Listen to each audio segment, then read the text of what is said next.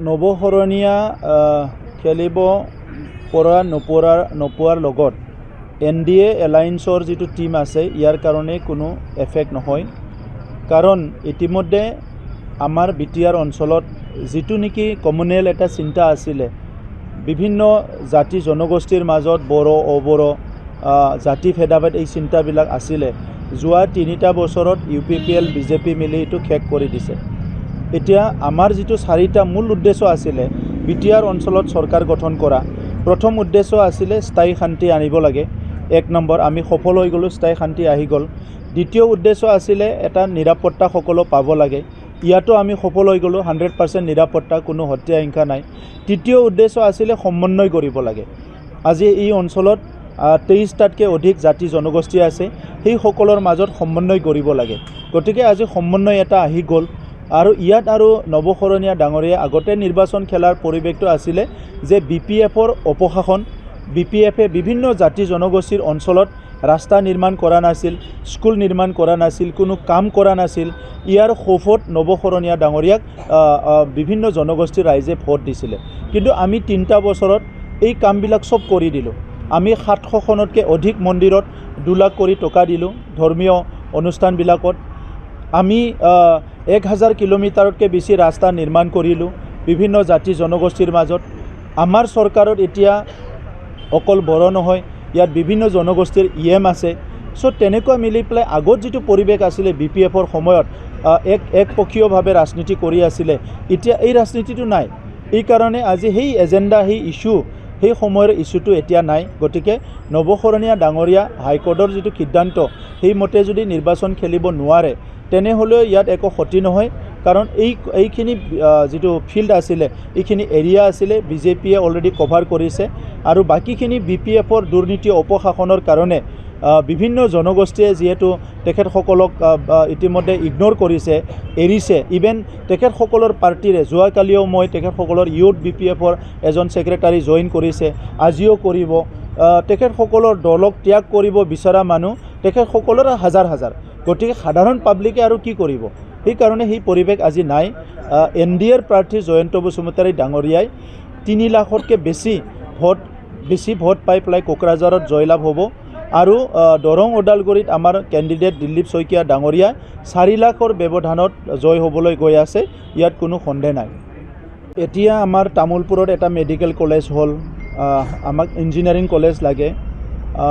কোকৰাঝাৰত ইউনিভাৰ্চিটি আছে বাক্সাত আমাৰ বৰমাত এটা সেন্ট্ৰেল ইউনিভাৰ্চিটিৰ এটা ডিমাণ্ড আছে এইটোৰ কাৰণে গভৰ্নমেণ্ট অফ ইণ্ডিয়াই চিন্তা চৰ্চা কৰি আছে ওদালগুৰিত ইতিমধ্যে ইউনিভাৰ্চিটি কেম্পাছ হৈ গ'ল এতিয়া BEd কলেজৰ ঠায়ে হ'ব সো উচ্চ শিক্ষাৰ অনুষ্ঠানবিলাক যেনেকুৱা লাগে তেনেকুৱাই আমি কৰি গৈ আছোঁ 10খন কলেজ প্ৰভিন্সিয়েলাইজ কৰা হ'ল এই 10খন কলেজত এতিয়া নতুন পাঠ্যক্ৰম আৰম্ভ কৰা হ'ব নতুন সাবজেক্ট আৰম্ভ কৰা হ'ব আৰু বিটিআৰ অঞ্চলত আমি চৰকাৰ আহাৰ পিছত 11খন ITI খুব ভাল মতে চলি আছে ইয়াৰে 2খন ITI এখন LNT আৰু এখন টাটাই এডপ্ট কৰিছে য'ত ইণ্টাৰনেশ্যনেল ষ্টেণ্ডাৰ্ড স্কিল ট্ৰেইনিং দিয়া হ'ব তেনেকা কৰি পেলাই বহুতখিনি কাম ইতিমধ্যে আমাৰ আগবাঢ়িছে আৰু আমি পিছই নাহো আগবাঢ়ি যাই থাকিৰ কাৰণে চিন্তা কৰিছো আৰু সেই কাৰণে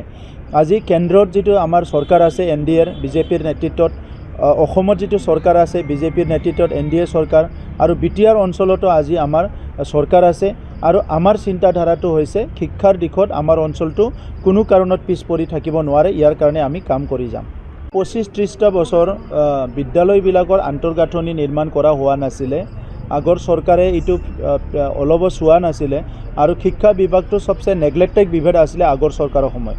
সেই কাৰণে গাঁৱে ভূঞে যিবিলাক স্কুল আছে জৰাজীৰ্ণ অৱস্থা আৰু আজি আমাৰ চৰকাৰ আহাৰ পিছত আমি যোৱা এটা বছৰত প্ৰায় 514 স্কুল ৰিপেয়াৰিং কৰিলোঁ খুব ভালকৈ আৰু 100খন মডেল স্কুল নিৰ্মাণ কৰিলোঁ এই বছৰ আমি 1200খন স্কুল ৰিনোভেশ্যন কৰিবলৈ গৈ আছোঁ আৰু 134 নতুন মডেল স্কুল বনাবলৈ গৈ আছোঁ আৰু স্কুলবিলাক চলাৰাইজ কৰা হৈছে গতিকে 2 বছৰত আমাৰ স্কুল নিৰ্মাণ কৰা আৰু স্কুল ৰিনোভেশ্যন কৰা কাম কমপ্লিট হৈ যাব আৰু আনপিনেদি হাই স্কুল আৰু হায়াৰ ছেকেণ্ডাৰী স্কুলবিলাকত মুখ্যমন্ত্ৰী ডাঙৰীয়াই 8 কোটি 10 কোটি কৰি ফাণ্ড দিয়া আৰম্ভ কৰিছে যিটো নেকি নেশ্যনেল ইণ্টাৰনেশ্যনেল লেভেলৰ স্কুলবিলাক নিৰ্মাণ কৰা হ'ব গতিকে আজি আপোনালোকে যিটো দেখিবলৈ পাইছে জৰাজীৰ্ণ স্কুলৰ অৱস্থা সেইটো আৰু 1-2 বছৰৰ পিছত এইটো কমপ্লিট বিটিআৰ অঞ্চলত শেষ হৈ যাব আৰু আমি টাৰ্গেট লৈছোঁ 2024ৰ ভিতৰত এখনো বিটিআৰ অঞ্চলত এনেকুৱা স্কুল নাথাকিব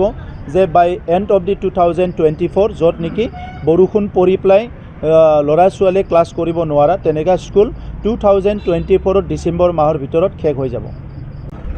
আমাৰ অঞ্চলটো যোৱা 3-4টা দশকৰ পৰা বিভিন্ন কাৰণত পিছপৰি আছিলে হেল্থ ছেক্টৰত বহুত পিছপৰি আছিলে আমাৰ যেতিয়া ভাৰতৰ ইণ্ডেক্সবিলাক চাই যিটো নেকি মৰ্টেলিটি বুলি কয় MMR IMR এইবিলাকত আমাৰ বহুত তলত আছিলে শিক্ষাটো আমি বহুত তলত আছোঁ ৰুৰেল ডেভেলপমেণ্টত আমি বহুত পিছপৰি আছিলোঁ এগ্ৰিকালচাৰত বহুত পিছপৰি আছিলোঁ কিন্তু এতিয়া আমাৰ চৰকাৰ অহাৰ পিছত যিহেতু আমি দীঘলীয়া এটা সংগ্ৰামৰ পৰা আহিছোঁ আমাৰ এটা মিছন আৰু ভিজন আছে প্ৰধানমন্ত্ৰী ডাঙৰীয়াই দায়িত্ব লোৱাৰ পিছত ভাৰতবৰ্ষখন বিকশিত দেশ গঢ়াৰ কাৰণে কাম কৰি আছে মুখ্যমন্ত্ৰী ডাঙৰীয়াই দায়িত্ব লোৱাৰ পিছত অসমখন ভাৰতৰ ভিতৰত উন্নত ৰাজ্য হিচাপে গঢ় দিয়াৰ কাৰণে কাম কৰি আছে আৰু আমি বিটিআৰত এই ক্ষুদ্ৰ এটা শাসন ব্যৱস্থাটো লৈ পেলাই এই অঞ্চলত আজি এগ্ৰিকালচাৰৰ যথেষ্ট আমি কাম কৰিছোঁ যেতিয়া আমি চৰকাৰত আহিছোঁ আমাৰ এগ্ৰিকালচাৰৰ যিটো ট্ৰানজেকশ্যন আছিলে ইনকাম সেই সময়ত আছিলে প্ৰায় 1900 crore 1900 কোটি আজি আমাৰ এগ্ৰিকালচাৰৰ ইনকামটো 5000 কোটি এগ্ৰিকালচাৰৰ যিটো ট্ৰানজেকশ্যন হৈছে সেই সময়ত আমি যেতিয়া চৰকাৰত আহিছিলোঁ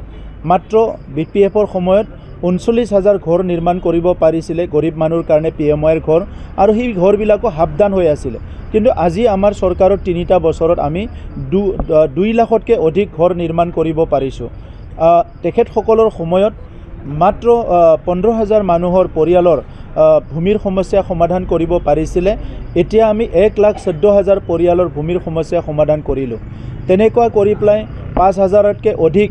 চাকৰি দিলোঁ য'ত মানে 1 টকাও ঘুষ দিব লগা হোৱা নাই অনাগত দিনত বিটিআৰ অঞ্চলটো সকলো জাতি জনগোষ্ঠী সকলো ধৰ্মৰ লোকৰ কাৰণে শান্তি সম্প্ৰীতি নিৰাপত্তা সমন্বয়ৰ মাজেৰে ভালকৈ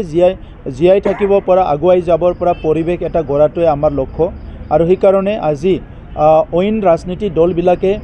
যেনেকৈ নিজৰ লাভালাভৰ কাৰণে কৰে BPF কংগ্ৰেছবিলাকে ইয়াত UPPL আৰু BJP মিলি পেলাই বিটিআৰ অঞ্চলৰ 35 লাখ